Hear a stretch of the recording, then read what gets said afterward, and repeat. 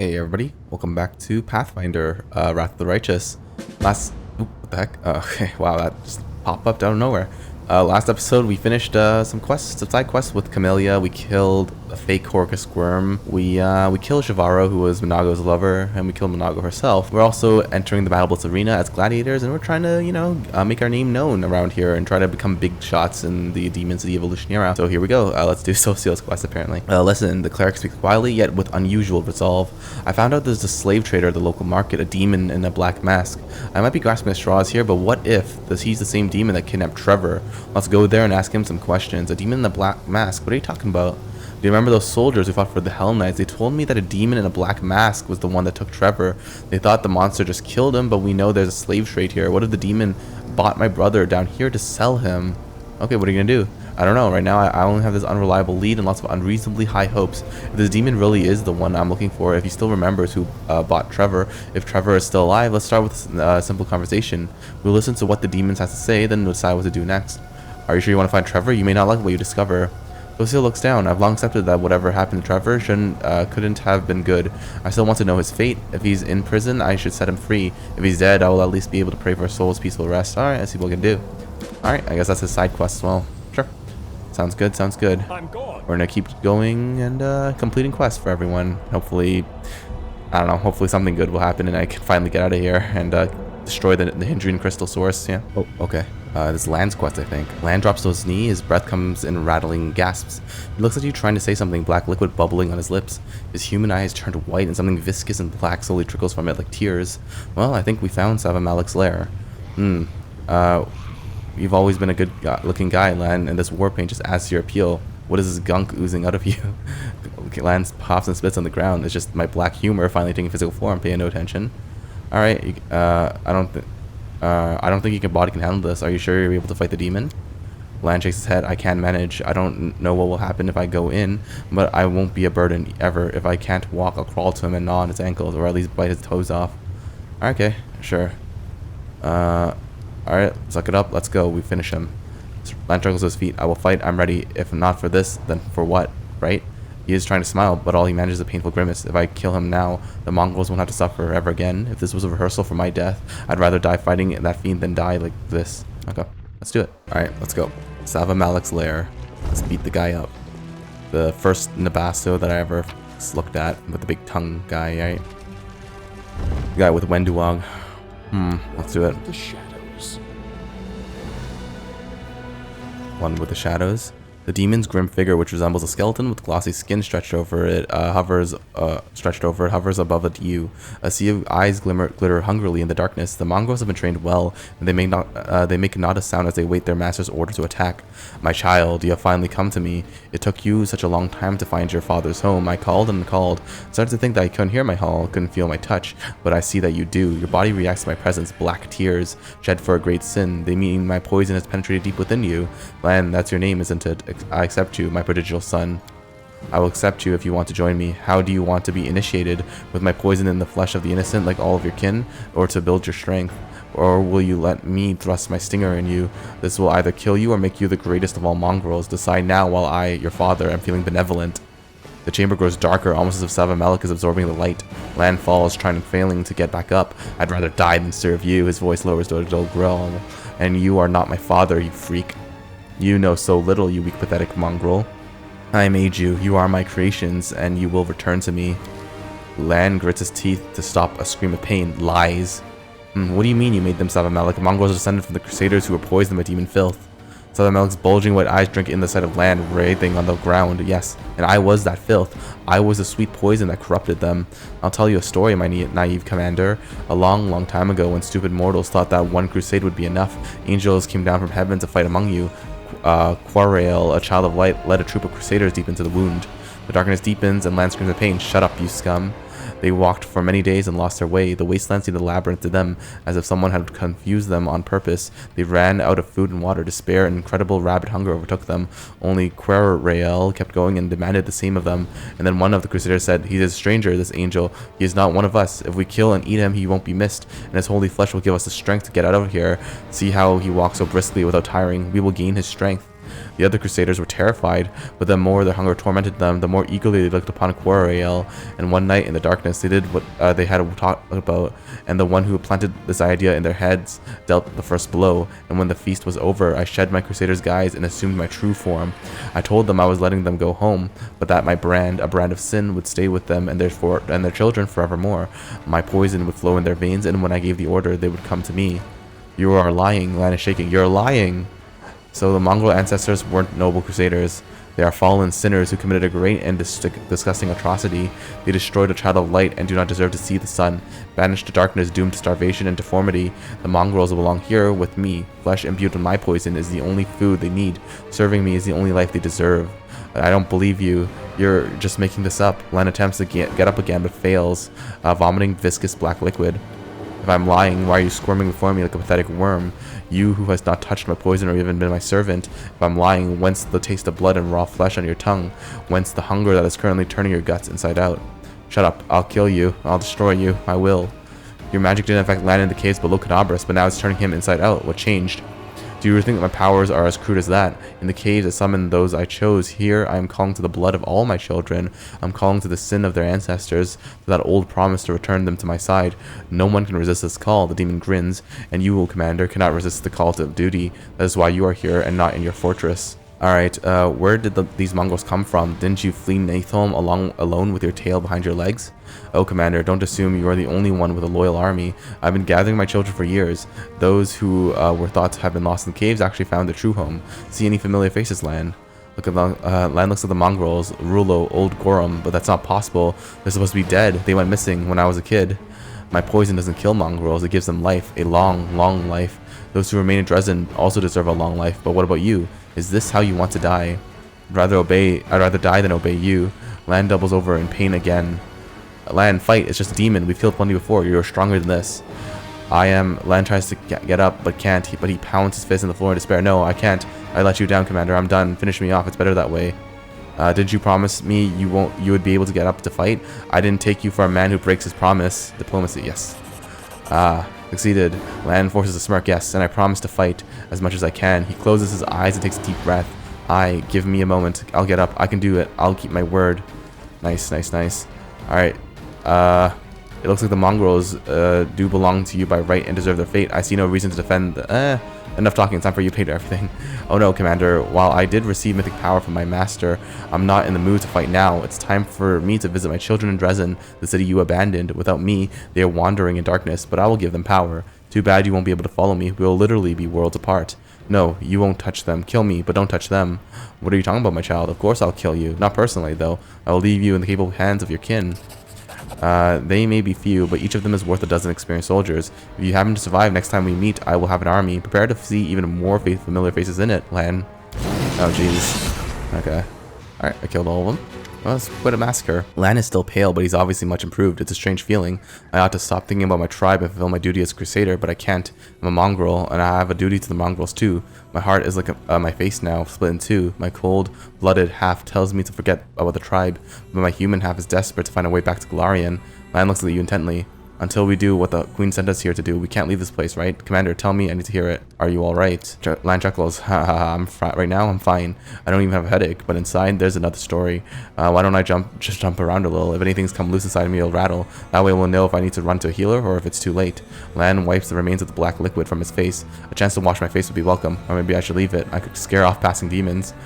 Alright. Savamalekh's presence alone had you writhing in agony just now. Will you be able to fight him when we catch up with him again? I don't know if I'll be able to handle him or not, but I have to try. It's a matter of honor. Do you think Savamalekh was lying about your ancestors? I want to believe that he's lying, but deep down I know it's true. Our deformities aren't a sign of the valor of our ancestors who fought in the wound and sacrificed themselves for the cause. Our deformities brand us as criminals. We're not underground crusaders, we're outcasts who belong in the caves or in the abyss. I'll do anything to keep Sul and the others from finding out about this. I'll fight Savamalekh and rip his vile tongue out. but that won't change the truth. We are cursed forever. I mean, Savamalekh said the mongrels can gain incredible power and long life. That sounds like blessing, not punishment. Lann looks at you thoughtfully. You and I are very different. How can you call his actions a blessing? Yes, these mongrels didn't die young, but for what? To spend their life on a leash and then die at your hand? No, that's not. Got to be more to life than that. But Savamalekh stole it from the mongrels, and he will be punished. All right, the mongrels are safe in Dresden. Yeah, the mongrels are safe in Dresden, no matter what that demon said, and only we can carry out our mission here. Lann takes a deep breath and exhales loudly. You're right. There are plenty of people back in Dresden who will protect mongrels. The Queen, Irabethanivia. Yes, I'm going to trust in that. But even so, now it's personal. I will have to go back there and face that demon. We have to keep going. Do what we came to the abyss to do. There is no other way out. Yes, Commander. The sooner we finish here, the sooner we'll return to Dresden. Thank you for not abandoning me and for your words. I'm going to make that demon regret the day he was spawned. That is my duty. I'll see it done, whatever it takes. All right, let's go. Nice. Cool, cool, cool. All right. Now we're here to the palace of, yes, the palace of incest and degeneracy. Yes, yes, yes. Exactly where I want to go. Oh, there's already dead people here, huh? Do I talk to you?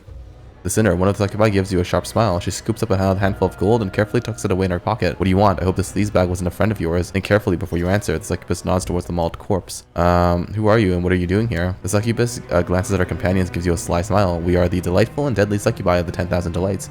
I'm sure you've heard of us, and was one of our clients. This horny pervert was enthusiastic in bed, but stingy with his purse. So stingy, in fact, the girls and I decided to just be easier to kill him and take his money. Succubus pouts slightly and throwing a resentful glance at the demon's remains. Okay. 5,000 gold, and that's what it'll take to buy my silence. Hand over the money and I'll be on my way as if nothing happened. Sure. The succubi exchanged glances and giggled playfully. Aren't you clever? Here you go. It's all yours. We've already taken 10 times the amount in loot. Oh, okay. Good to know. I'd like to hire you. I want you to entertain the champion of the arena. The succubus looks intrigued. She exchanges a glance with her friends, and there's a mischievous look and a light in her eyes. You've just seen the dead body of our former client, and you still want to hire us. You must really like to take risks, or maybe you just really hate this champion of yours. Either way, we'll take the job as long as you pay. 40,000 gold, and we'll be all yours. I'll give her 40,000 gold. Fine, here's your gold. The succubus' face lights up with the sweetest of smiles. Her voice becomes smooth and velvety. It's fortunate that we met, sweetie. We'll see you at the Battlebliss. I promise that your champion will be overjoyed. Nice. Alright, cool. We did it. We did it. So we're back at the Battlebliss. And yeah, let's go talk to Zeklex over here. Good old Zeklex, right? Arranged a deal with the succubi. Ah, I'm glad to hear it. Your help in these matters is invaluable. Since I cannot attend for them myself, I think you will find the reward for your assistance is quite generous. I've arranged a fight for you against a member of the Nahyndrian League. Please let me know as soon as you are ready. You still haven't paid enough. The deal with the succubi costs more than expected. You still owe me money. The tiefling looks at you closely, then shakes his head. I know the rates of service of the 10,000 delights. The sum I gave you was more than enough to cover the cost. Ah, crap. Damn you. Okay. Hold on. Let's prepare for the battle for the Nahyndrian League. And just make sure I'm buffed up. Let's do this. All right, ready to enter the arena. I hope you came prepared. The members of the Nahyndrian League are formidable opponents. Atselm, as your next opponent, has claimed the lives of over 100 of her opponents. She also been slain in the arena on 3 separate occasions. However, she never stays dead. It's quite mysterious, but she always comes back to life, ready to fight in the Battlebliss once more. Let's go. I wish you good luck. If you die, greet death with a sweet kiss. Better still, slay all of your opponents and return alive and victorious. Hell yeah. Let's do it. It's me, the Mephit Slayer. Yeah, want to talk? And now he wants a place in the Nahyndrian League. This is Mickey Mouse, the Mephit Slayer. The Nahyndrian League proudly presents its fighter. You all know her. You obsess over her, and you all fear her. It's we've enjoyed her hundreds of victories in the arena, and 3 times we've enjoyed her defeat and painful death. But every time she has come back from the dead. The artist of suffering, Atselm, thrice killed. Seems to be a tiefling of some sort. I'll cut out your eyes faster than you can blink. The winner of this fight will be granted membership to the Nahyndrian League, and others will die. Or in the case of Atselm, will not die. We will have to find out. Fighters commence battle. Okay, sure. Let's go, Lann. Shoot, shoot, shoot. Oh, she's a fey creature. Interesting. That didn't crit her. Okay, that's weird. Zangulate, you're dead. See ya. GG. Arena, I'll be back. I always come back. This is not the end. Okay, that's a lot easier than I thought, and I probably shouldn't have wasted so many spell slots. Okay, she seems to have a good time. It's good to see it. This can't be happening. The Nahyndrian League's fighter is down. The fearsome Atselm has fallen. Long live the newest member of the Nahyndrian League, Mickey Mouse. I'm past 5 minutes, and she comes back, of course. Oh no, that's Ormangalith. Ormangalith. solemnly raises his hand for silence. His eyes sweep across the arena before coming to rest on you. There's a sly look on his face, and he gives you a cheerful wink before quickly resuming a pompous and dignified expression. He turns back to the crowd, and his voice booms over the arena. Behold, the newest member of the Nahyndrian League. He's invincible, bloodthirsty, violent, and cunning. It's Mickey Mouse, the Method Slayer, glory and death. The crowd goes wild. Demons climb over one another, trying to get a better look at you. The roar of the spectators grows so loud you can feel it in your bones. The audience is utterly enthralled. They look at you in wonder and worship you as if you're a god. Okay. Alright, shut out the traditional gladiatorial battle cry. The crowd roars its approval. The screams of the audience shakes the arena, and the Battlebliss trembles with the noise of their stomping feet. They pump their fists excitedly and yell in unison, Method Slayer! Ermangalith lays his fat hand on your shoulder with exaggerated friendliness. This gladiator is no longer an unknown fighter, a loner without a place to belong. For his valor and courage, Mickey Mouse will receive a collar of the Nahyndrian League. From now on, he is the precious property of the Battlebliss. I am pleased to tell you that I personally have taken this worthy warrior under my wing. Look out, champ. Uh-oh. Ermangalith pats you on the shoulder again, and as he does, the world around you fades to black. Nahyndrian League collar. Crap. Ah, you piece of crap. Hey, that's not fooling around. You have more methods to defeat. Ermangalith looms over you. The arena's master's massive bloated torso wiggles wildly as he bursts into a fit of mechanical laughter. As the champion howls in amusement, you realize that your neck feels stiff. You reach up a hand and discover that you are now wearing a jewel-studded metal collar. The hand's voice is filled with sorrow and remorse. I've let you down, champion. That fiend has taken you captive, and I was unable to stop him. I could not perceive his motives through the veil of insanity that shrouded his damaged mind. I knew you were in the abyss, a place where you can't even trust your own shadow, but I failed to be vigilant. Well, what's done is done. Stay strong, and we'll find a way out of here. I expected an explanation. Ermangalith grins. What did you expect? You were so desperate to join the Nahyndrian League. Now you're a member. Did you think I'd let you wander around Alushinyrra and risk your ass out on the streets? Well, then again, I don't want anyone to slit your throat and leave you bleeding to death in some back alley. A death without any spectators? Absolutely not. No, when you die, the crowds will be screaming from the stands, and that's a promise. The champion points out to your collar and smile. Please accept this small gift with my compliments. It will guarantee your safety. This collar will make sure you do not leave the Battlebliss. I don't want you out looking for trouble on the streets. It will also prevent you from picking fights with other gladiators outside the scheduled fight times. It would be so wasteful if you started killing one another outside the arena. The crowds would miss out on all the action. No, there will be a time and a place for fighting, but here you can experience other kinds of entertainment. You will enjoy all the pleasures accorded to a new star in the arena, the best food and drink, the most passionate succubi, and throngs of adoring fans. You'll love being my property, I promise. I see. After I won my victory in the arena, you deprived me of my freedom. You have acted dishonorably. You wanted to become a legend, I can make that happen, but legends don't just walk the streets of Alushinyrra. No, you can't live among the normal common folk, easily accessible to the adoring crowds and unwashed masses. No, you must be distant and aloof. If someone catches a glimpse of you, it must be all they talk about. You want them to brag about the encounter and tell all to their friends. This will increase your reputation, and soon you will be in high demand. Yes, this is your new life. I've amputated your freedom like an unnecessary appendage so that you can achieve true greatness. So where are my companions? Ermangalith, not distracted companions. Oh yes, there was a group of Galarians who came looking for you, but I gave the guards strict orders to keep them away. Are they your slaves? Forget about them. You don't need them anymore. I own the best slaves in Alushinyrra, and they are at your disposal. Alright, free me now. The champion bursts into a fit of hysterical laughter. Oh, how I wish I could make you really angry right now. I would really love to watch you destroy everything, but now is not the time or place. You just have to accept that from now on, you will live here. It's just like all the other members of the Nahyndrian League, only the champion is allowed to leave the arena, because everyone thinks he is invincible. No one wants to pick a fight with someone who can't die. That's why the champion can do whatever he wants. Ermangalith looks at you with a sly smile. Perhaps you would like to fight Gelderfang. If you take his life and title, you can walk free. The chance to become the champion? Why, it's the opportunity of a lifetime. Too bad you won't survive. Okay, take off. So now I can fight Gelderfang. Excellent, you are not afraid. I can see in your eyes. This is going to make for wonderful entertainment. Gelderfang hasn't had an opponent like you in a long time. Normally, everyone he fights is scared to death of him. The preparations for the fight won't take very long. Get some rest, work out, and enjoy every pleasure you can afford, because all of this will be over very soon. You'll soon become a legend, a dead legend. This collar reminds me of the seal we broke back in Dresden. If I try to break it here, its powers will be unleashed, and the collar will likely kill you. I don't want to take that risk, at least not right now. Let's only consider that option as a last resort. For now, we should try to stay calm, be vigilant, and look for opportunities to escape. I'm certain you'll find a way to get free. Not everyone seems to like the way you run the arena. Oh, please don't start spouting all that rubbish about fair fights. What does that even have to mean? One of the opponents is always stronger than the other. That's the whole point. After all, the fights are supposed to be entertaining. The spectators come here and watch a strong triumph over the weekend. They want to enjoy the taste of victory without ever leaving the seat. The arena is a theater of violence, a deadly circus, but it is not a fighting pit. After all, fights follow one of two narratives. Either the monster prevails over its helpless victim, or the invincible hero chops off the monster's head. The outcome of every fight is predetermined, and its narrative depends on what the spectators want to see. Some fighters are crowd favorites. The audience cheers them on, and the whistles and shouts of encouragement. And of course, there are other fighters that they despise. The crowds jeer from the stands. Why would anyone want to change all of that? It would ruin the show. The audience wants a performance, not a competition match between two professional gladiators. What's the point of a fight without any drama? You might as well flip a coin to decide who wins. Nobody wants fair fights except for Zeklex. The audience likes the things the way they are, but Zeklex handles the betting tables, and they haven't been very profitable. Of course, under my management, the arena makes money in other ways, but that's not enough for him. He wants to turn my magnificent theater of violence into a stupid slaughterhouse. Do you really think the Method Slayer is an amusing title? Ah, there's an insane light in the Cambion's eye. He nearly chokes with laughter. Yes, I think it's magnificent. All of Alushinyrra finds it funny. You must admit, I have a talent for inventing memorable nicknames. Okay, yeah, I see your point. It's quite funny. The two of you laugh together for some time, but you sense that there's something not altogether right about his laughter. It feels unhinged. It's also intoxicating, and as you drink it in, you feel a faint aftertaste of immortality on your lips. Interesting.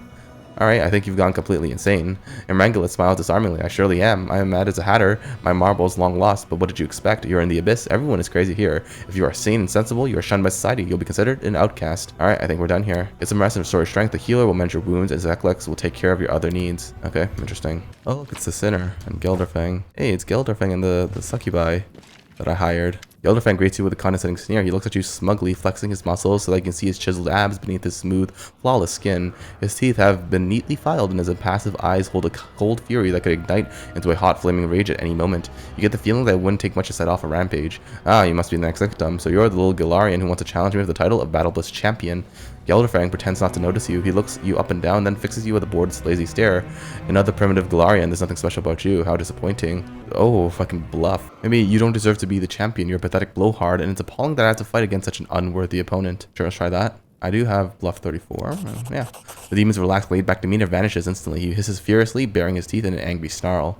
I'm going to make you suffer, mortal. I'll make you beg for the sweet release of death. I'll start nice and slow. Oh, yes. I'll take my time as I unravel your innards. I'll make a noose for you out of your own intestines, and then I'll strangle you until the life leaves your body.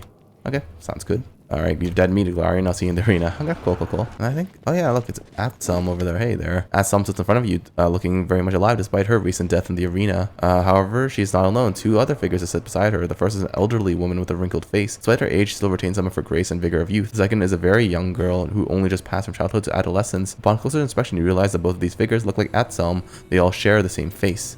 Atselm looks up at you. She has high cheekbones and androgynous features that could easily belong to a man or woman. Her ears are partially hidden beneath her hair. We can just make sense out of their shape. You realize that Atselm is not human, though from a distance you could easily be mistaken for one. She greets you cheerfully and does not seem to harbor any resentment towards you. Ah, here comes our killer. We hope you enjoyed our the sweet taste of victory. The old woman who looks like Atselm adds in a stern voice, but we won't forget what you've done to us. It hurts very much. Be glad that we're not vindictive. Well, not normally. How did you survive? We are Fae of the First World, a triune being with joint thoughts and feelings. When two of us fight in the arena, the third observes hidden by magic. This way, one of us will stay alive, even if the other dies. Then when morning comes, we will return to our triune form. Oh, okay. I had to follow the rules of the arena. The old woman answers you grumpily. Rules have nothing to do with it. This is the abyss, where the rules are only invented to be broken. You killed us because we were enemies, not because you wanted to follow some stupid rules. How do you create copies of yourself? The girl smiles mischievously and sticks out her tongue. It's a fake secret. We won't tell you. Okay. Sure. How would you like to help me kill Gelderfang in the arena? You wish to betray Imrangalit and kill his champion? This is an ambitious plan, and for some reason you've decided to seek our help. You killed us, but that has not stopped you from paying us a visit. This is all very unusual. Yes, you've intrigued us. Now you must persuade us. Young Atselm laughs and claps her hands together eagerly. We want to hear more about this cunning treachery. How exciting. Alright, it'll be fun to betray Imrangalit. The young Atselm nods her approval. She gestures towards her other two forms as if to indicate that she's speaking on their behalf. The Galarian knows the meaning of fun. This sounds like a very good joke. Count us in. Alright. Sure, they're in then. Oh, good. Sure. Hey, we got some conspirators. Good to see it, good to see it. A huge dark-skinned man quivering in the corner, his giant body is covered in scars. Many of his injuries look like they could still have been fatal, yet somehow he is still alive. Some of his wounds are still fresh, but no one has bandaged them up or tried to heal them. The man's skin is in tatters and blood oozes from his broken body. He's clearly in a lot of pain, and it's hard to believe that someone so badly injured can maintain consciousness. He casts a wary glance in your direction and grunts something unintelligible. You can't make out his words, but his tone is unmistakable, warning not to come any closer. Examine the slave's sword and helmet. The gladiator moves with surprising speed as you reach for the items. He snatches them away. His voice is hoarse whisper. Not yours. Go away. Can you understand me? There's a mixture of fear and anger in the Lann's bloodshot eyes. Perhaps he doesn't understand you, or perhaps he just doesn't want to talk. Who are you? The gladiator snarls at you. He looks tense, ready to spring. He is clearly not comfortable holding a conversation. A low feral growl rumbles in the throat. The dire one. Okay. Damn. Sure. Hey, Zeklex, how you doing? Zeklex takes a wary step back. I thought I convinced Marangolith not to take you captive, but clearly I was wrong. But he's a raving lunatic and constantly changes his decisions. You should direct your anger toward him. Did you know I was walking into a trap? I didn't know for sure, but I did have my suspicions. All the members in the Nahyndrian League are considered Marangolith's property, and since gladiators are valuable assets, they are not allowed to leave the arena. All the elite fighters at the Battlebliss wear those collars. However, I did suggest to Marangolith that he should make an exemption in your case. I told him that he should allow you to remain free. I thought I had managed to convince him, but I was clearly wrong. So why am I forced to wear this collar? The collars are worn by all members of the Nahyndrian League. You won't be able to leave the arena, and if you try to escape the collar, it will immediately teleport you back to the Battlebliss. If you try to hurt a Marangolith or harm his property while wearing this collar, it will transfer you to a safe and quiet place where you can calm down. Of course, the collar will be removed when you enter the arena. Oh, that's the only time members of the Nahyndrian League are allowed to fight one another. A Marangolith doesn't want his precious properties damaged outside the arena, but there are no such restrictions once its fighters are inside. As long as there are screaming crowds in the stands, the gladiators can do whatever they want to one another. Did you hear that, champion? They'll take off the collar when you fight. As soon as you enter the arena, you'll be free and unfettered. You can do whatever you want. A lot of gladiators believe that they're invincible. They're so confident in their own abilities that they'll challenge anyone to a fight. Before gladiators had collars, they used to strut around the streets of Alushinyrra and pick fights with dangerous opponents. We lost a good number of fighters that way. Even worse, they would fight among themselves and kill or maim another one outside the arena without any spectators to watch. That's why I had the idea to create these collars. However, Marangolith stole my idea and took all the credit for it. I understand. I apologize once again. I would certainly set you free if I could. Will you help me escape? Of course I will. I have a plan that will free you from the collar and help you defeat Gelderfang, and trust me, you will need my help. While you were unconscious, Marangolith managed to find an Nahyndrian crystal. Oh, Gelderfang has been obsessed with getting his hands on one, and his wish finally came true. A demon called Mutasafin took the crystal into Gelderfang's room and locked the door. For the next few hours, the sound of the champion's screams shook the arena. When Gelderfang emerged from his room, he was covered in blood, but he also looked stronger and more powerful than ever. Marangolith is confident that you can stand a chance against his champion, but I disagree. I think you can win. Zeklex lowers his voice conspiratorially. I want to overthrow Marangolith and take over the Battlebliss. Marangolith is terrible at his job, and he's standing in the way of my ambitions. There is no denying that he is a genius. No one can get the crowds as excited as he can, but his management of the arena could not be worse. The fights have turned into a bloody circus, and his opponents are never evenly matched. The crowds are losing interest, and the passion of the audience is fading away. I want to change all of that. But it won't be easy to kill Marangolith. The current champion, Gelderfang, protects him. After his last escapade, Marangolith has forbidden Gelderfang from leaving his side.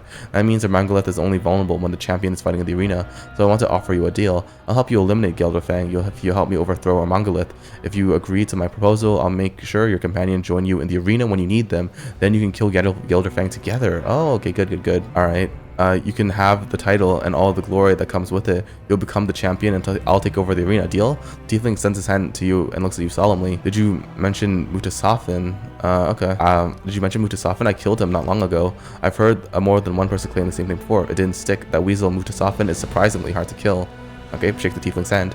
The tiefling begins to speak in a brisk, matter-of-fact tone. The imp nods in agreement with each sentence. The gladiators you fought with from Worlong will probably fight against you. They may belong to you, but I doubt they will make a difference. Of course, you can try to persuade them otherwise, and that would certainly make valuable allies. However, for now, I would consider them a hindrance rather than help to our plan. Gelderfang is, of course, an extremely dangerous opponent, but he is not without his vulnerabilities. For example, he doesn't know that you hired the succubi to keep him company. Since you paid for the services, I think they'll be willing to accommodate some special requests. If you want to weaken Gelderfang before the fight, I'm sure you could persuade them to help you. Oh, okay, cool. I think that's everything. Try and make use of these advantages during the fight. It'll be your best chance to defeat Gelderfang, and while you fight for the title of champion, I'll eliminate Marangolith. You'll be vulnerable without his favorite bodyguard, and then the Battlebliss Arena will be ours. Of course, you won't have to fight Gelderfang all by yourself. Your companions were worried when Marangolith kidnapped you. I reached out to them and secured their cooperation. I'll make sure to join you in the arena when the time comes. Ah, that's good. Okay. Is there anything I should know about my fight with the champion? The fight will not be fair, as you already know. Marangolith doesn't believe in the level playing field. First, he will send in some weak fighters just to whet the audience appetite. Then you will have to face more experienced gladiators. I have no doubt that you'll defeat them, but they might prove troublesome. Try not to let them wear you down and avoid injury as much as possible. You'll need to save your strength. Next, I suspect some members of the Nahyndrian League will enter the arena. Marangolith will send in some of his most loyal fighters. I expect to see Atselm and Ruxa. They don't care if the fight is fair or not. All they care about is gold and fame. Finally, after all of that, Gelderfang himself will enter the fight, and that's when Ermangalith will be defenseless. The Battlebliss will be ours. Zeklex nods, but he doesn't speak. His face is screwed up in concentration, as if trying to calculate something in his head. Finally, he gives a satisfied look. Yes, we are taking a risk, but delaying any longer will not improve our situation. In fact, it might make things worse. So we need to take action now, and it's time to prepare for the hardest fight in your life. Gelderfang is a true master of violence, and now with the Nahyndrian crystal, he's even stronger. Try to talk to the sinners. Can I talk to them? Yeah, I can. I hired them, right? The succubus you've hired on Zeklex's instructions recognizes you at once and waves at you enthusiastically. You've really pulled out all the stops, but tell me, is your ambition to kill Gelderfang? If so, you would suggest that you had that would suggest that you had an ulterior motive for hiring us. Is there something particular you had in mind? What do you need us to do? The succubus lowers her voice conspiratorially and glances briefly at her companions. You follow her gaze and realize that they are all busy distracting the champion's attention from your conversation. Alright, how's the champion? Is Gelderfang enjoying himself? The succubus gives you a wink and lowers her voice. He is absolutely enthralled. He believes our visit is a gift from an anonymous fan. If it weren't for your presence in the Battlebliss, he would have been completely happy. But it seems like your arrival has made Gelderfang a bit cranky. Of course, he pretends like everything's alright, but he clearly considers you a threat. Gelderfang hasn't been afraid of anyone in a long time. He finds you deeply unsettling. I have a job for you. The succubus exchanged a glance for their companions. Well, of course, after all, that's why you hired us. You paid for our services and we're ready to do our job. What do you have in mind? Just give us the word and we'll make the lecherous champion miserable. Yeah, sure. Seduce him before the fight. Wear him out with your games of passion and pleasure until he is thoroughly exhausted. The succubus smiles at you, revealing her even pearly white teeth. You know what to ask for. He is an incubus. He has a lot of stamina and no one can outlast him in bed. Well, no one except a succubus. Fine. We'll arrange a very special night for the champion. And by the time we're through with him, this Gelderfang of yours won't even be able to punch across it. There you go. Cool. Take care of yourself, outsider. If you survive the fight with the champion, drop by the brothel to see us. We'll give you a night to remember. After all, Gelderfang shouldn't have all the fun. Oh, damn. Alright. Oh. This. Fighting. Loot the damn corpse. I can actually, huh? A massive scaly demon greets your arrival with a roar of fury. She spins her weapon toward you with practiced ease, stopping the blade an inch from your chest. Galarian, new blood. You have not been in the league for long, but you've already been given the chance to fight against Gelderfang. I've been fighting in the arena for over a year now, but Ermangalith protects his champion for me. Pathetic cowards, the both of them. Alright, we'll have to fight against each other soon. I suggest we join forces and kill Gelderfang. Why would I want to form an alliance with you, new blood? Despite her arrogance, you can tell that you have her attention. She watches you intently, clearly interested in what you have to say. Yeah, Ermangalith will rig the fight. He won't let you defeat his champion. Yes, Ermangalith is both smart and cunning, but he's a coward. He won't let me break his favorite toy in a one-on-one fight. Fine, I won't kill you in the arena. I'll wait until Gelderfang shows up to fight you, and then I'll tear him to pieces. Perhaps I'll even let you live after I've finished with you, with him. If you grovel in the dust and beg for mercy, I might choose to spare you. Okay, sure. That's good. Let's go then. Get lost new blood. Hey, you know what? Forming alliances. Pretty good, pretty good. So they probably might betray me after the battle's over, though, so I have to be careful of that. Okay. Alright, Zeklex, let's do this. Lead me to the arena. The champion dies today. Zeklex looks at you solemnly. I bet everything on you. We're certainly taking a risk, and I hope that you're not making a mistake. Good luck, and may whatever gods you worship protect you. Win the fight. Let's do this. It's time for a glorious fight. This ambitious Galarian wants to fight the champion of the Battlebliss himself, the deadly Gelderfang. How exciting. Who will emerge victorious? My bet is on the Galarian. No one can defeat Gelderfang, especially not a soft, squishy mortal. This isn't entertainment, it's just boring. I'm sure that the Battlebliss Arena will be able to entertain you, my dear Shamira. Today, the Mephit Slayer will fight Gelderfang himself. How about a warm-up? Look at all these Mephits scurrying around. I think it's time for a signature move. Let's hear it for the Mephit Slayer. We will tear them to pieces. A fight with a champion? Screw that. Whoever kills the Galarian gets a double ration for dinner. Okay. Now, please give a warm welcome. Lamb Stew's burp. Who's that? Zeklex. Oh, never mind. Give us a warm welcome to Mephit Slayer's friends. Hell yeah. Let's kill the damn Mephits, I guess. Okay. There we go. Mephit Slayer, my champion title. Alright, that's what I'm known for, boys. The time has come for some serious bloodshed. Give us a warm welcome to our best fighter, seasoned merciless, and behold the gruesome skills of our contestant. You are here to kill and die. We are fierce and furious, the unloved children of the arena. Let's take down this Galarian upstart to get our gold. Let's go. Okay. Up. There you go. GG. Nice, nice, nice. Who will bring an end to this? Contestant's string of victories. Behold the fighter from the Nahyndrian League. Give it up for Atslam and Ruruksa. You struck me down once, but now I get my revenge. I am Ruksa. I will rule this place. Kneel before me, pathetic maggots. We will abide by our agreement, Mickey Mouse. Oh yeah. Oh wow, look at this. The Mephit Slayer has made some new friends in the arena. It's true. Did you expect me to fall for this stupid plan of yours? You fool. I'll kill you first and deal with Gelderfang later. Ah, okay. Damn you. Rex. Fine. Oh, Gelderfang's coming. Okay. Oh, I'm tired of waiting around. I'll kill you where you stand, Galarian. Alright, it looks like the champion is eager to shed some blood. He doesn't want to wait any longer. Give us a huge welcome to the invincible Gelderfang. Yes, yes, yes. Okay. I do have Atslam on my side, which is cool. Alright, let's do this. Got my Plague Beast Mastodon out here. Let's just quarry you. Let's go. Let's go. Okay. Atslam is here. 2 buffs up. Okay, they're gonna try to hit my Plague Beast. Fine by me. Exsanguate, Gelderfang. Nice. I think it's going good, actually. Stab you or zap you? Why not both? I'm missing there. Wow, the breath weapon is huge.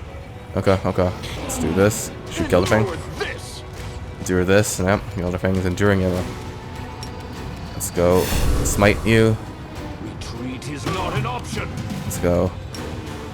Study you, and then shoot you. Ah, Gelderfang's down. Now take out Ruxa. You piece of crap. Should have helped the deal. The deal, Ruxa, the deal. Nice. My Plague Beast Mastodon got him. Time passed, 10 minutes. Nice. Zeklex is Mergenleth by the throat. Oh. The injured Cambion is on his knees and blood seeps from his wounds. Zeklex raises up his dagger in a gesture of triumph. We won. Now we just need to finish him off. I'll let you do the honors. Ermangalith licks his lip nervously. He glances back and forth between you and Zeklex. Am I supposed to plead for my life now? Is this the moment where I try to soften the hard hearts of my cunning killers? Well, why not? Wringing his hands dramatically as he falls to his knees, he begins to wail so loudly even the spectators in the back of the stands can hear him. What are you doing? Let's make a deal, Zeklex. I gave you everything you wanted. Ermangalith thrusts his arms toward you. And you, champion, our newest champion. I always believed you could win. I'm your biggest fan. Spare me.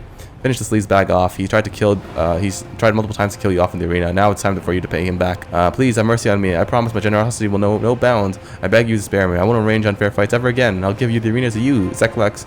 As for you, champion, I'll give you everything you want. Shamira, save me. Ermangalith's wailing lament can be heard from the back of the stands. He gives such a moving performance as the audience bursts into applause. Okay. Ermangalith, you're a liar and a filthy asshole. Don't be angry at me. Zeklex is the one who came up with all the nasty ideas. He wants to turn you against me, but I've never done anything to you. Sure, I've been laughing and having fun, but that's what I do. It's the role I play. I laugh about everything and everyone. The audience loves it. Zeklex is to blame for everything. Zeklex clutches the daggers he hisses through the teeth. Liar, I'm so tired of your lies. Okay. Okay. Sure, attack Ermangalith, Syria. Zeklex utters a cry of triumph. Ermangalith is dead. I, Zeklex, lay claim to the Battlebliss Arena. The arena is all mine. From now on, there will be no more dirty fights, no more sham rivals, and no more dull shows. The fights will have become unpredictable. Opponents will be evenly matched, and the thrill of the battle will have you on the edge of your seats. If anyone has a problem with these new arrangements, they can take it up with our new champion, my champion. Tremble before him. All hail Mickey Mouse, Gelderfang's Slayer. Cool, cool, cool.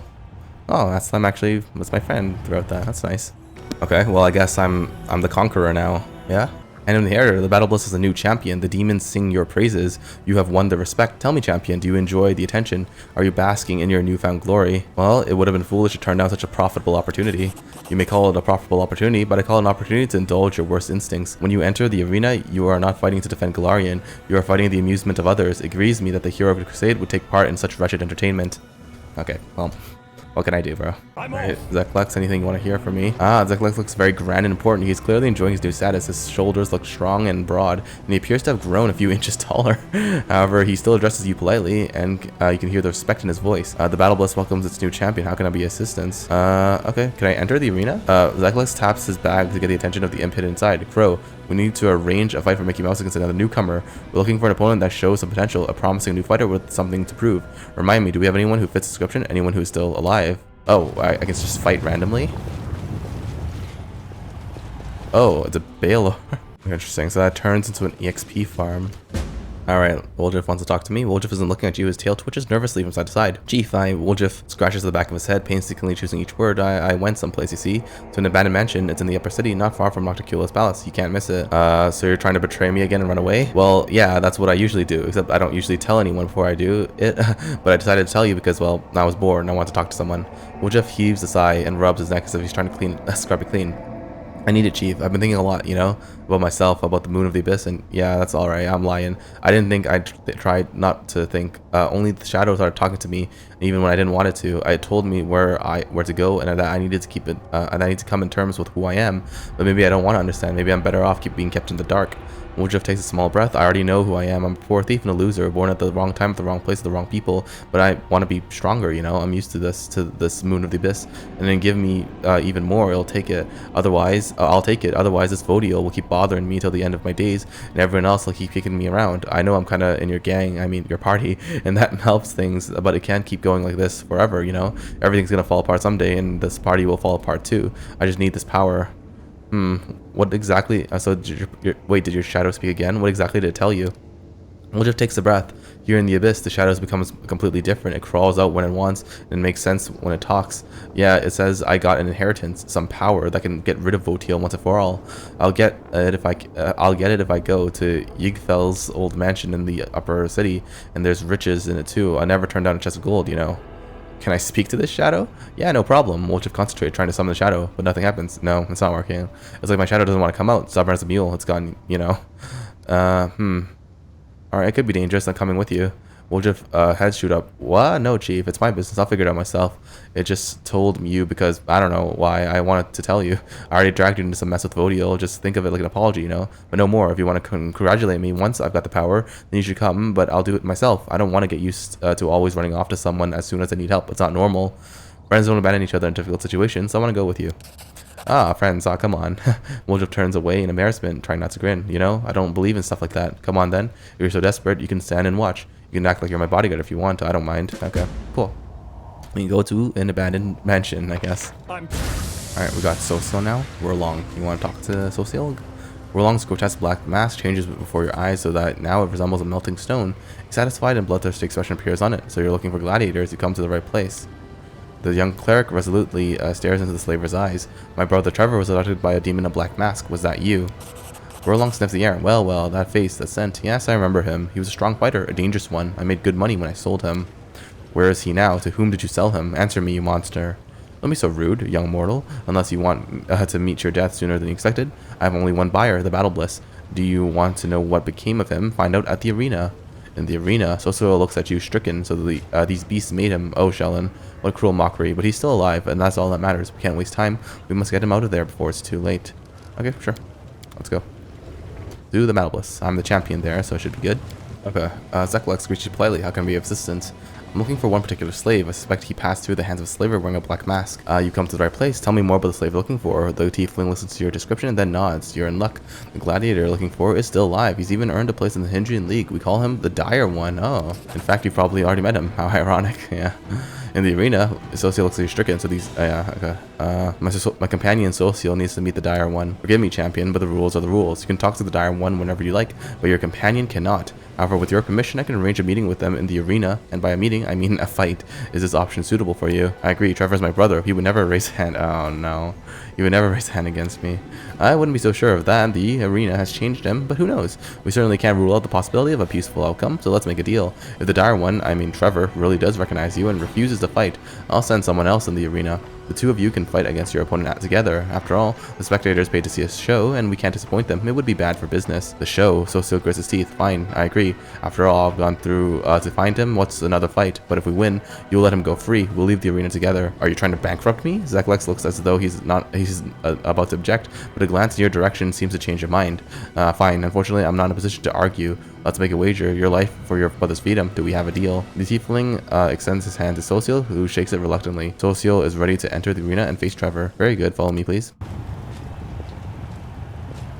Uh-oh. Here we go. Sosiel steps into the arena, his eyes wandering around the stands full of clamorous spectators. The faces of demons and mortals alike blur, merging into a horrendous, multi-eyed monster which roars at the top of its many lungs, and in an endless thirst for blood. They are chanting, "The Dire, the Dire," and the Dire One answers their call. A dark-skinned warrior in an enclosed helmet approaches Sosiel. His body is covered with scars, old and new, intertwining in web-like layers. Even the fingers of the veteran gladiators are marred and disfigured. Those same hands that once produced delicate wooden designs. A source of joy for the the whole village. Now grip a weapon, and a weapon that is pointed at the young cleric. Oh, wait, I speak as him? Oh, I speak as I speak as Sosiel? Trever, brother, is that you? The helmet prevents the gladiator from hearing anything not already drowned out by the crowd. The warrior breaks into sprint and lunges Sosiel with his sword, raises strike. Sosiel raises his shield. Nice. Pop. The gladiator's weapon hits the shield with a sonorous clang that sounds like a lament. He raises his blade again, but he suddenly freezes. After several seconds of examining the shield, his eyes slowly track up to the face and the man holding it. It's a Sosiel. Trever lowers his weapon slowly, his disfigured fingers unclenched, letting the sword fall to the arena floor. The gladiator collapses his knees next to the blade. Brother, I'm so sorry. Ooh, okay. It's an immaculate petal. Brother, how did this happen to you? I was fighting. I wanted to. Strained breathing echoes from underneath the helmet. The gladiator clenches his fist and shakes his head, unable to find the right words to tell his story properly. I wanted to kill them all at any cost. I wanted to spare you from going to war. They fooled me. There were too many of them, and the price to pay was too high. Trevor, what have they done to you? No, that's not what matters. You're safe now. It's over. I'm here for you. Let's go home. Brother, the gladiator takes Sosiel's hand in his calloused palms, which now resemble the clawed paws of a beast, and squeezes them. Now that's an unexpected turn of events. The dire one meets his brother in the pit, and they refuse to fight. Don't worry, we promise you a thrilling spectacle, and you'll get it. Will the reunited brothers stand strong against a common enemy, or will they die together? Trever eyes the ring of demons closing in around them and emits a low beast-like roar. He picks his blade and back up and stands between Sosiel and the enemy. Trever, take this. What? Sosiel holds his shield out to Trever. He hesitates for a moment, not sure if he's allowed to touch the shiny metal, but there is no time left to think, so he resolutely takes it. His brother puts his hands together in a prayer behind the gladiator's back, and the goddess seems to have heard his plea. Even in the depth of the abyss, an iridescent glow begins to emanate from the shield. Oh, damn. Oh, hell yeah. The brothers fighting side by side. Nice. Wing strike, damn. Does he even have that spell? Alright, well, we got him. Oh, jeez. Big one. Marileth. Nice. The crowd cheers and howls as the brothers stumble out of the arena. They are wounded and covered in blood, both demonic and their own, but joyful smiles light on their faces. They look like those two innocent boys who once played in the peaceful groves of Andoran many years ago. Freedom! Oh. At long last! Oh, hell yeah, he's got a voice as well. Yeah! Beware, monsters of the abyss! The Vainic brothers are together again! Oh, that's so nice. Let me introduce you, Trever. This is the commander. Mickey Mouse. My trusted leader and my close friend. I never would have found you without his help. Commander, then. Thank you for looking after my little brother while I was gone. Voice. I need to discuss something important with you. Not here and now, though. Not in all this noise. Let's meet at the Nexus later. Only you and me. I hope you won't mind. Congratulations. Thank you. This is all possible because of you. Yep, because of me. I'm free. I can't believe I'm finally free. Sosiel, have you forgiven Trever? Who am I to forgive him or not? Only Shaylin and he may judge the weight of the burdens on his heart. I have never had the right to paint myself in the colors of righteousness. We both are just fragile feathers falling from the tails of songbirds, so to speak. That the winds of war carried me here and blew him from his path. That is just an accident of circumstance. So what are you gonna do now? What say you, Trever? Do we head home? I have the feeling that you've had more than enough of this war already.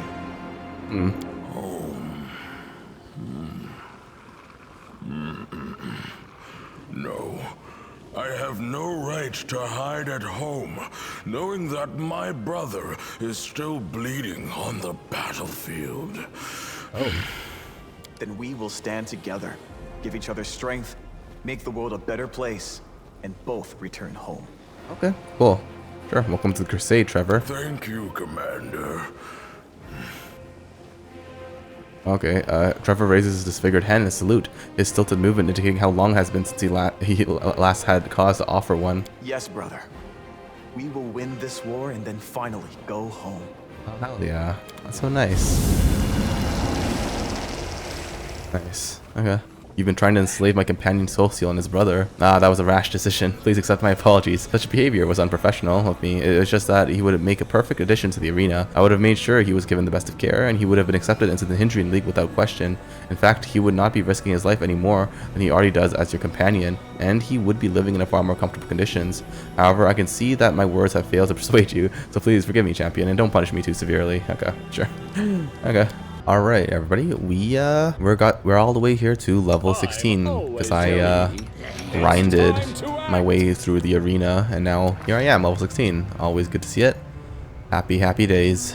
Go here. Yeah, I mean, it is create undead. I think that's just classic.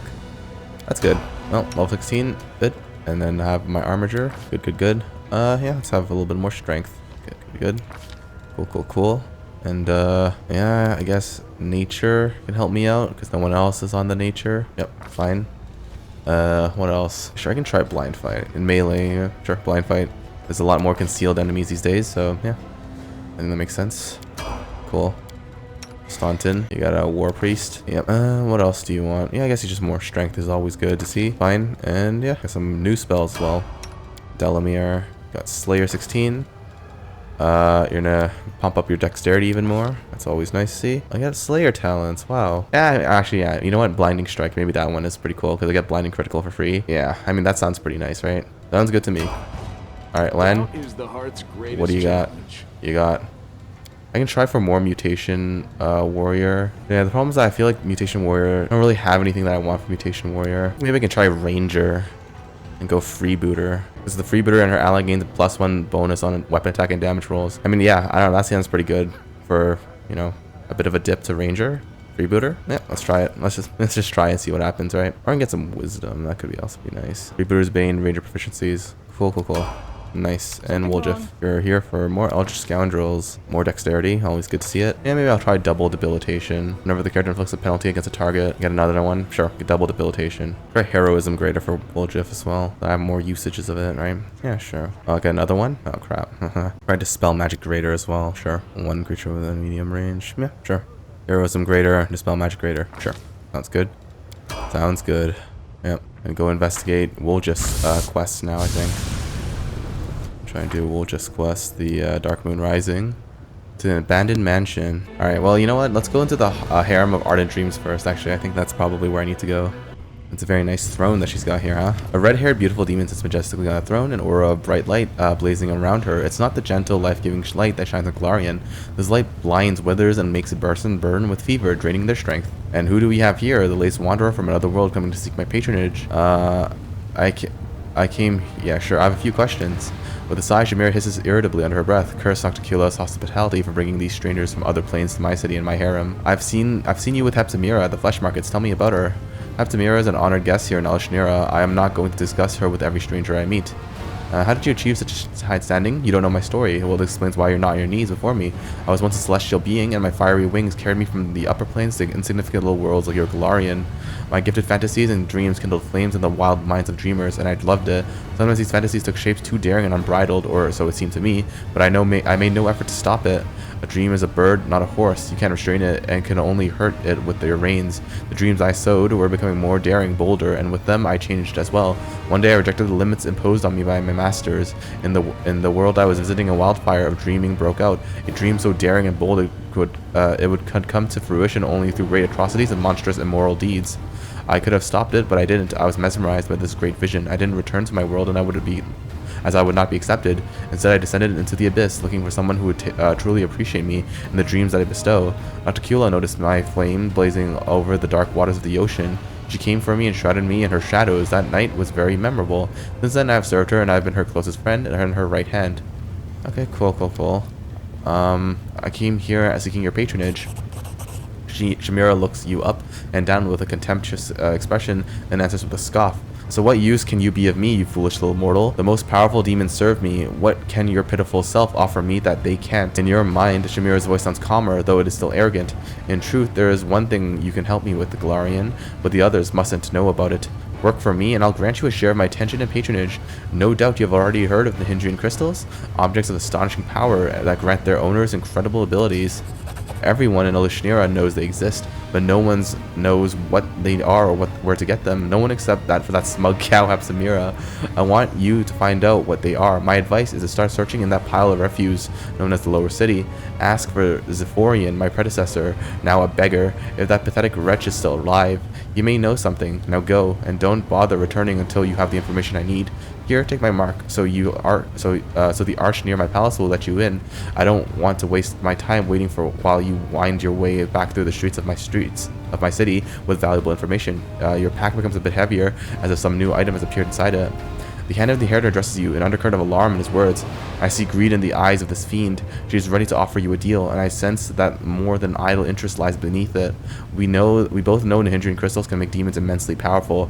We are pursuing Shamira to prevent her from creating and unleashing upon us an army of mythical monsters transformed by these crystals. Yet, if you reveal the secrets of the crystals Shamira, we risk simply trading one enemy for another.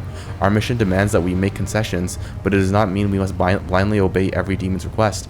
Weight each words of Shamira's words. Remember how cunning she is, and do not let her turn you into a tool she can use to commit atrocities.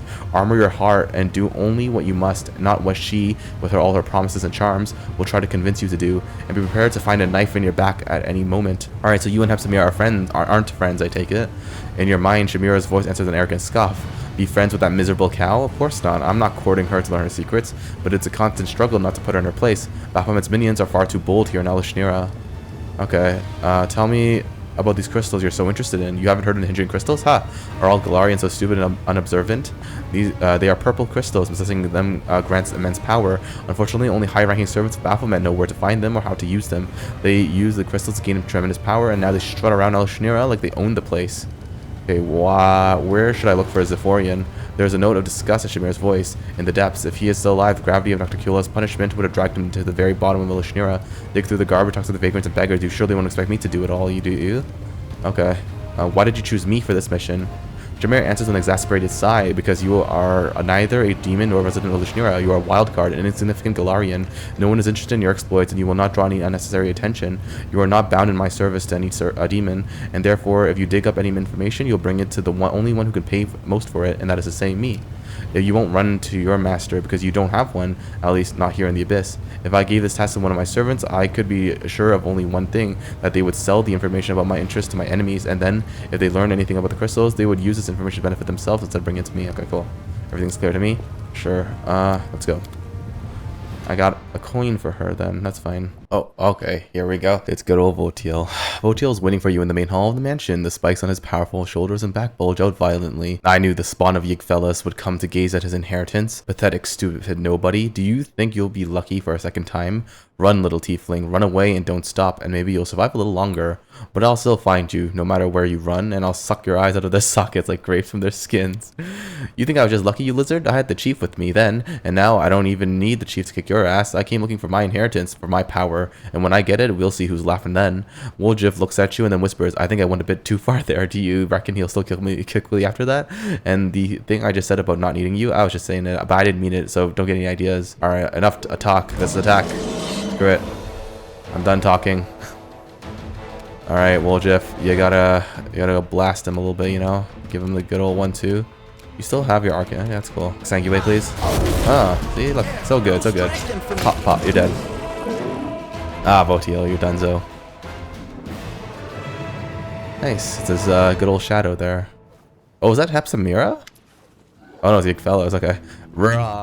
Revenge on Shamira and her henchmen. A gigantic demonic shadow separates from Woljif and menacingly hangs in the air. At times it seems to grow, as if the atmosphere of the abyss is feeding it and gives it additional strength. Woljif, the voice of the shadow, is deep and low, and it seems to penetrate the mind, enveloping and replacing any other thoughts. My air. Woljif freezes if under some spell. Grandpa, I mean, Your Honor, I mean, I don't know what to call you. I never had a grandpa like this before, and no, I always knew it was your shadow. You're my guardian demon, huh? Ah, well, why not? I always knew I was special, a prince of something, and this is the chief. You get to know each other. Chief, this is my grandpa.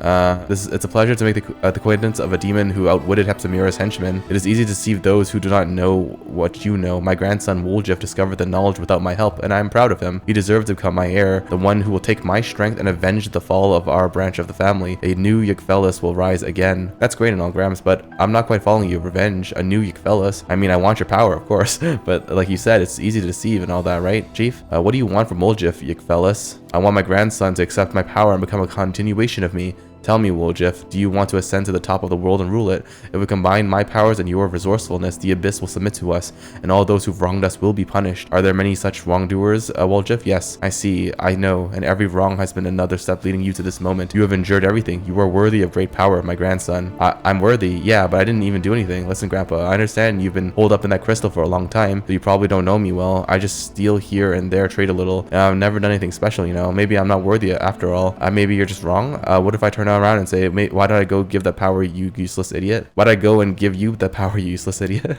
No, I am not mistaken. I foresaw your birth, and I foresaw that you would come here. You are exactly what I need, Woljif, and no one can replace you. Demons don't give something for nothing. What do you want in return? I have only one condition, and it is a very small one. Yggfellas shrinks down to the same size as Woljif. My spirit will enter your body, Woljif. I will hide within you, just as it hid within the crystal, invisible to you and invisible to others. So you sort of want to take over my body? Woljif looks disappointed. Really, Grandpa? I thought better of you. I'm your grandson, you know. You shouldn't treat your grandkids that way. You take care of them, put them in your hijinks and stuff, not make puppets out of them. Life has taught you to be too cautious, Woljif. I do not want to take your body. I want to help you. Who were you before you found the Moon of Abyss? A pathetic thief from a small town, a coward and a traitor, a boy who was hated by his own mother, driven away from everywhere he went. And now look, Voetiel is dead. Look at all the treasures that are rightfully yours. And this is just the beginning. You will become the Prince of the Abyss, my grandson. Yggfellas' voice grows lower and more insinuating. As for my living within your body, your success will be my success. I will only give you advice as I did in the World Wound, and you will be free to choose whether to or not to listen. However, I see that words will not satisfy you. Let me show you what you will gain if you agree. You say I've been driven away from everywhere, but the chief hasn't chased me off yet. So show him too, since we got into this together, Chief. Actually, it's fine. Forget about it. Do what you want.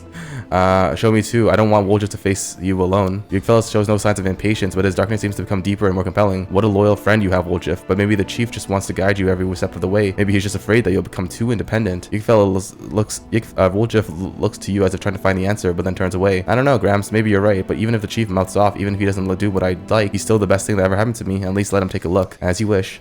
Yggfellas begins to grow, his darkness pulsating as it surrounds you until you are completely enveloped and nothing else can be seen. There is only silence, only darkness, and as a soothing voice, close your eyes. I will show you what the world will be like when the dark moon of the abyss rises. Okay. Oh, look at this.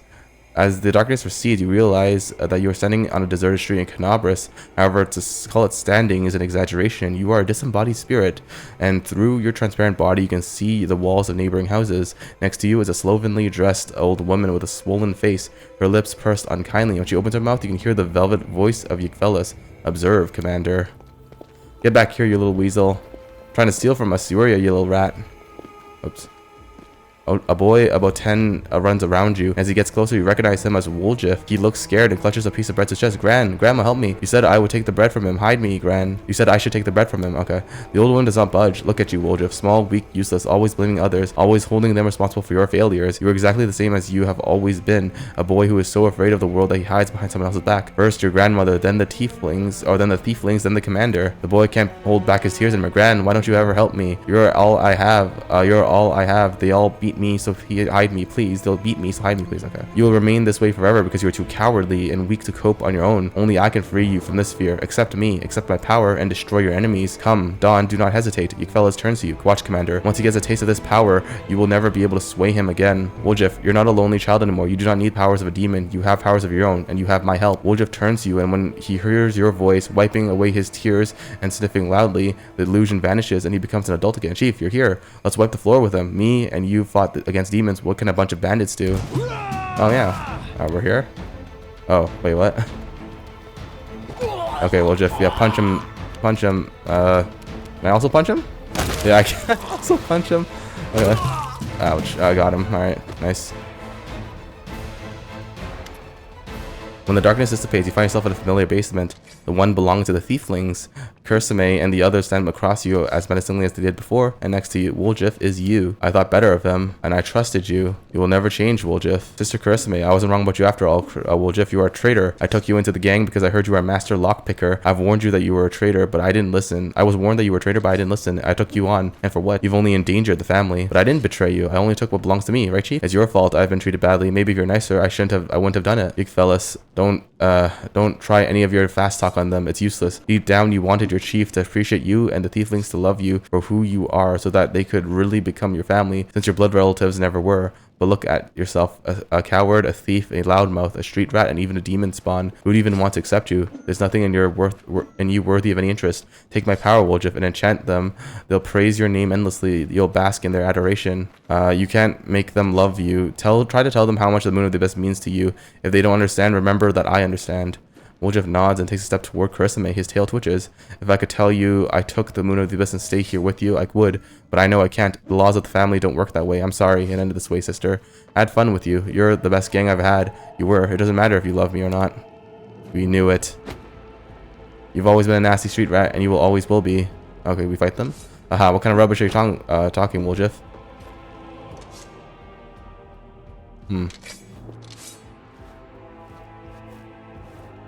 Here we are. Big fellas. The darkness dissipates again, like in the last illusion, but this time you see not one Woljif in front of you, but two. The second looks at Shamira, who is before him. He looks like an exact copy of himself, but something in him has changed imperceptibly. His presence is cold, and there is greatness, like an aura of darkness that vibrates around him. Now look, Commander. No, don't kill me. Have mercy. You see what my powers bestows. Imprisoned in the crystal, I felt how he called to me, how my magic was changing. I can defeat Shamira, even Baphomet himself. With my power, you can easily crush your enemies, and any crusade will seem like a leisurely stroll. Now come and guide my heir to the right path. Is this what I'll become if I accept your gift, Grandpa? I do look pretty good. His voice still sounds uncertain. Woljif looks back and forth between you and his double. So we need to decide right now. There won't be another chance. Alright. I have to ask Chief one last time. What do you reckon? Sure, to win, I need you and all the loyal friends I fight alongside. Not deals with demons. Woljif smiles. What's that, Chief? You can't do anything with my high quality goods from the best warehouses of the family, huh? You know, life's not bad with you, Chief. Although I've already developed a tick in my tail after all the adventures we've been through, and all in all, what's left is to think about. Hey, Gramps, I've decided. Woljif tosses the Moon of the Abyss in his hand. The thing's beautiful and expensive, of course, and I'll miss it. But I don't need any suspicious crystals, you know. I'll get rich after this trip and buy myself some ordinary ones. Any hint of subtle persuasion instantly disappears from Yigfella's voice. Weak coward. You give up power, and for what? For human sentimentality? For friendship? You who never before believed in all those sweet words have allowed them to poison your mind. Hey, no, Gramps. I've been watching the Chief for a long time after all the stuff he's done, and said he's never lied once to me. Not once. He was on my side when nobody else was. And you sat in a medallion and waited for your prophecy to be fulfilled, so you could put me on and wear me around like a little meat vest. Think on it, good and hard, Grandpa. Of the two of you, who do you think I trust? Stupid little rat. I thought better of you. Apparently your horns have finally grown through your brains. I'll have to beat all that nonsense out of you. You will only serve me. Okay, interesting. Nice. Gotcha. Well, that's that, I guess. And I was just getting used to having a grandpa. Yeah. He's not the type who will teach you how to fish and fill a pipe, you know, but he's alright.